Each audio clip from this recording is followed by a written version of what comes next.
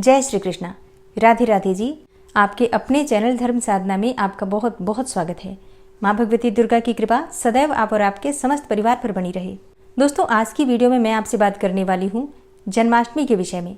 कृष्ण जन्माष्टमी, जिसे गोकुलाष्टमी के रूप में भी जाना जाता है। सनातन धर्म में गोकुलाष्टमी, श्री कृष्ण जन्माष्टमी एक बहुत ही महत्वपूर्ण त्यौहार है, जो भगवान विष्णु के 10 अवतारों में से 8वें और 24 अवतारों में से 22वें अवतार श्री कृष्ण के जन्म के रूप में मनाया जाता है। और भगवान श्री कृष्ण का जन्मोत्सव न सिर्फ भारत में बल्कि दुनिया के कई देशों में भी मनाया जाता है और बहुत धूमधाम से पूरे हर्षोल्लास के साथ कृष्ण जन्मोत्सव मनाया जाता है।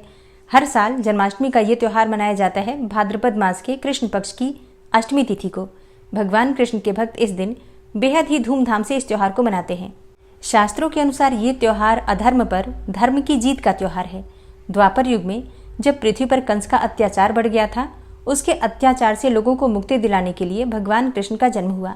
भगवान कृष्ण देवकी के 8वें पुत्र हैं, जिनका जन्म हुआ था मथुरा के कारागार में। और वो दिन था भाद्रपद मास की कृष्ण पक्ष की अष्टमी तिथि और समय था अर्धरात्रि का। जब भगवान श्री कृष्ण मथुरा के कारागार में प्रकट हुए, देवकी और वसुदेव के पुत्र के स्वरूप में। भगवान श्री कृष्ण की पूजा करने के लिए अष्टमी का दिन अर्थात जन्माष्टमी का दिन सबसे श्रेष्ठ माना जाता है।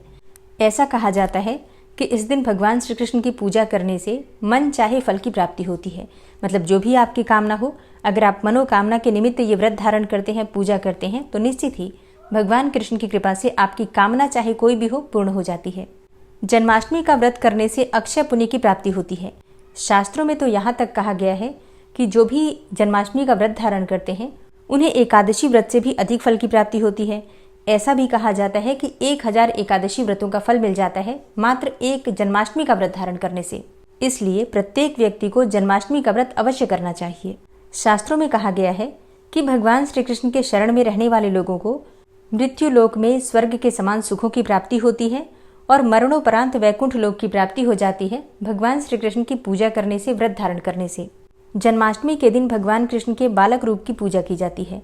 भाद्रपद मास की कृष्ण पक्ष की अष्टमी को जब जन्माष्टमी हम मनाते हैं, तो इस दिन कृष्ण जन्मोत्सव के उपलक्ष्य में मंदिरों में जगह जगह कीर्तन होते हैं, झांकियां निकाली जाती हैं।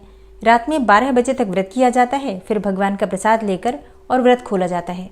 अष्टमी तिथि की रात्रि में भगवान का जन्म कराकर और विधि विधान से उनकी पूजा की जाती है। उन्हें 56 भोग अर्पित किए जाते हैं और फिर दूसरे दिन सुबह से ही नंद महोत्सव भी मनाया जाता है।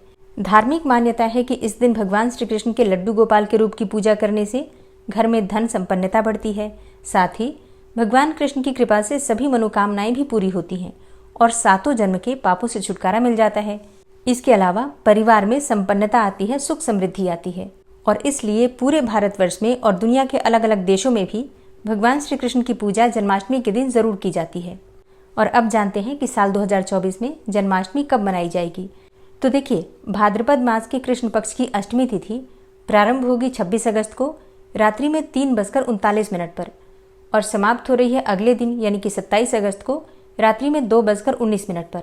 तो ऐसे में जन्माष्टमी कब मनाएं और जन्माष्टमी का व्रत कब धारण करें? देखिए, इस बार साल 2024 में जन्माष्टमी 26 अगस्त को भी मनाई जाएगी और 27 अगस्त को भी मनाई जाएगी। सूर्योदय कालीन तिथि के अनुसार 26 अगस्त 2024 को जन्माष्टमी का व्रत रखा जाएगा।